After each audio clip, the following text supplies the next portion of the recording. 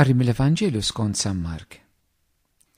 F'dak iż-żmien telaq Ġesu flimkien mad-dixxipli tiegħu lejn l-irħula ta' Ċesarija ta' Filippu. Huma mmexxin id-dixxipli tiegħu għamlilhom din il-mistoqsija: min jgħidu n-nies li jien? Weġbuha qalulu Ġwanni l-Battista, oħrajn Elija u oħrajn wieħed mill-profeti. Staqsihom: imma intom min tgħidu li jien? Qabes Pietru qallu: inti l-Messija. Imbagħad ordnalhom ħafna biex ma jitkellmu ma' ħadd fuqu. U beda jgħallimhom fuq li kien meħtieġ li bin il-bniedem ibati ħafna, ikun miċħud mill-anzjani u mill-qasisin il-kbar u mill-kittieba, joqtluh wara 3 ijiem jerġa' jqum. Fuq dan kellimhom ċara. Pietru ġibdu lejh u beda jlumu, iżda hu dar ħares lejn id-dixxipli tiegħu u ċanfar il-Pietru qallu: itlaq minn qudiemi ya Xitan, għax m'intix taħseb fil-ħwejjeġ ta' Alla ma f'dawk tal-bnedmin. Sejjaħ lejh in-nies flimkien mad-dixxipli tiegħu qalilhom: jekk xi ħadd irid jiġi warajja għandu jiċħad lilu nnifsu, jerfa' salibu u jimxi warajja. Għax min irid isalva ħajtu jitlifha, imma min jitlef ħajtu għall-imħabba tiegħu tal-Evanġelju isalva. Għax jiswilu l-bniedem jekk jikseb id-dinja kollha u mbagħad jitlef ħajtu. Il-kelma tal-mulej, it-tifħir lila Kristu.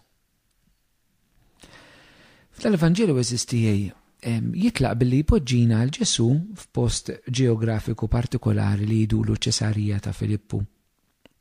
Dan il-post fih Ġesu sejjer jistaqsi lill-apostli min jgħidu n-nies li hu u min jgħidu huma illi hu. Interessanti li din il-mistoqsija Ġesu qed jagħmilha f'post illi kien art tal-pagani. U allura eżistijej b'xi mod anke lilna Ġesu irid jistaqsina jekk aħna nafux minhu f'kuntest ta' dinja illi pagana, f'kuntest ta' soċjetà fejn mhux dejjem temmen f'Alla, mhux dejjem temmen f'Ġesu Kristu, mhux dejjem il-liġijiet tagħha huma ispirati minn dak li Alla jrid mill-bniedem, mhux dejjem huma ispirati mill-Evanġelju mill-kelma t'Alla. Ġesu l-ewwel ħaġa ma ddejjaqx jieħu l-appost li f'dan il-post. Aħna eżistij fil-mixja tagħna wara l-mulejr noqogħdu attenti li aħna ma ninagħlqux x'imkien partikolari, imma nħallu l-Ġesu anke llum il-ġurnata jħoddna f'Ċesarija ta' Filippu. Li hija dik iċ-Ċesarija ta' Filippu dell-art pagana, dis-sitwazzjoni fejn Ġesu mhux fiċ-ċentru? Li mi dis-sitwazzjoni, li mu dal-post li Alla lilek irid jieħdok? Dik-Ċesarija ta' Filippu tista' tkun post partikolari, ma Ċesarija ta' Filippu tista' tkun il-familja tiegħek fejn mhux kulħadd jemmen f'Ġesu. Ċesarija ta' Filippu tista' tkun il-ħbieb tiegħek, tista' tkun ix-xogħol tiegħek, tista' tkun missjoni fejn inti titlaq barra minn pajjiżek u tmur f'post fejn għadhom ma jemnux daqshekk f'Ġesu. Ġesu mhux se jibża joħodna f'dawn il-postijiet, f'dawn l-ambjenti. Il-Knisja mhix imsejħa biex tingħalaq fiha nfisha fil-Knisja, imma biex mill-Knisja tista' toħroġ u tmur preżenti kif Ġesu ħalla post li preżenti f'Ċesarija ta' Filippu. Hemmhekk Ġesu jistaqsi żewġ mistoqsijiet lin-nies lill-Apost. L-ewwel ħaġa min jgħidu n-nies li hu, u mbagħad min jgħidu li huwa li hu. Ġesu ridna hawnhekk mhux qed jagħmel isu qed joqgħod jara taħan qed nara n-nies qegħdin jgħidu fuqi, le. Ġesu lilna id-dixxipli tiegħu iridna awer naħsbu min jgħidu n-nies ta' żmienna li hu Ġesu. Issa illum eżisti għal din għandna diversi risposti. In-nies ta' żminijietna mhux kollha jemmnu f'Ġesu kif nemmnu aħna l-insara li Ġesu huwa li bent Alla li sar bniedem biex jifdina, bata mitalina għamel mewt u qed nistennew jerġa' jiġi. Għal-uħud Ġesu huwa lider morali, għal-uħud Ġesu huwa rivoluzzjonarju soċjali, għal-uħud Ġesu huwa fundatur ta' reliġjon, għal-uħud Ġesu huwa raġel sewwa, għal-uħud Ġesu huwa bniedem kwalsiasi, però bniedem partikolari, imma mhuwiex Alla. Ġifieri llum irridu nkunu konxi daw diversi fi żminijietna x'jgħidu dwar Ġesu. Ġesu ridna nkunu nafu eżistih. Biex f'dan il-kuntest imbagħad aħna nistgħu nistqarru aħna l-insara min nemmnu li hu Ġesu ċe natu l-viżjoni vera ta' minu Kristu. Fi żmien l-apostli it-tweġiba tagħhom kienet it-tweġiba ta' min jgħidu n-nies li n-nies fil-kultura l-udija li qed jistennew il-Messija b'mod jew ieħor taw ir-risposta tagħhom. In-nies tal-lum jagħtu risposta differenti. Imma dak li ma jitbiddilx, il-risposta ta' nies li tbiddel, dak li ma tistax titbiddel hija risposta ta' dixxiplu. Id-dixxiplu li jaf minnu Ġesu li mallem tiegħu. Dan Ġesu li hu Alla li għax iħobbni sar bniedem għalija. Aħna bħala nsara bħala Knisja ma nistgħux nibdlu dik it-tweġiba ta' minnu Ġesu.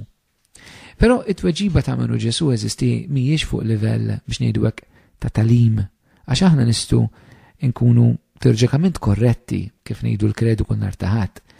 Ġifieri nistgħu nkunu eżattament nafu minnu Ġesu b'mod bibliku, b'mod teoloġiku, imma l-Ġesu fil-qalb tagħna aħna nafuh b'mod personali. Nistudju dak li ngħidu dwar Kristu joħroġ minn qalbna, minn relazzjoni intima, minn qaċ li għandna lih. Li nistqarru minnu Ġesu mhix biss tqarrija ta' fidi imma abbandun, fiduċja totali fih, fiċ-ċirkostanzi kollha tal-ħajja tagħna. Aħna mulej qegħdin nafdaw fil-verità. Pietru eżistijej imdawal mill-Ispirtu tal-Alla jaraf minnu Ġesu, il-Messija li bentala l-ħaj. Biex wasal għalija Ġesu stess jurih li dina mhux bil-grazzja tiegħu imma hija bil-qawwa tal-Ispirtu illi seta' jaraf dan. Imma Ġesu li tikompli jurihom illi dan il-Messija mhux il-Messija ta' rebħa politika u l-Messija li jbati fuq is-salib. U fuq dan Ġesu ikellimhom ċar. U allura mbagħad wara jgħidilhom li anke d-dixxiplu tiegħu irid tkun bħalu aħna mixjin wara Ġesu msallab u rxuxtat. Imma bħalma Ġesu refa' s-salib aħna wkoll id-dixxiplu huwa bħal mallem. L-identità ta' Ġesu nsibuha fina u tagħna fih. Aħna wkoll irdu nerfu s-salib tagħna. Irridu nimxu wara l-mulej Ġesu. Irridu niġħdu lilna infusna. Ma tistax timxi wara l-mulej jekk mhux bis-salib. U s-salib x'inhu? Is-salib hija rida Alla. Irrida Alla. X'issallab irrida Alla? Irrida tiegħi. Dak li s-salib li jiena ma nagħmilx dak li rrid jien u nagħmel dak illi jrid Ġesu. Jekk il-mulej nħobbuh dan huwa ferħalina, dan huwa mħabba. Kif l-aħħar mill-aħħar Ġesu stess fil-Vanġelu ta' San Ġwan meta fl-aħħar ċena jmur għall-Passjoni jgħid ħammur ħalli d-dinja taraf li jiena nħobb il-Missier u nagħmel eżattament dak li jridu. Dan ġifieri niċċedu rida tagħna nerfu s-salib. Ngħidu le għal rridu aħna u ngħidu iva għal jrid Ġesu. Jalla sistijaj aħna l-Ġesu nkunu nafuh, il-Ġesu nimxu warah bis-serjetà, il-Ġesu nfittxu nagħmlu li jixtieq jagħmelu fina u permezz tagħna u li ma nibżawx nistqarru minnu Ġesu fis-soċjetà tagħna anke f'ambjenti fejn mhux kulħadd jemmen fih. U jekk nagħmlu dan il-mulej qed naslim.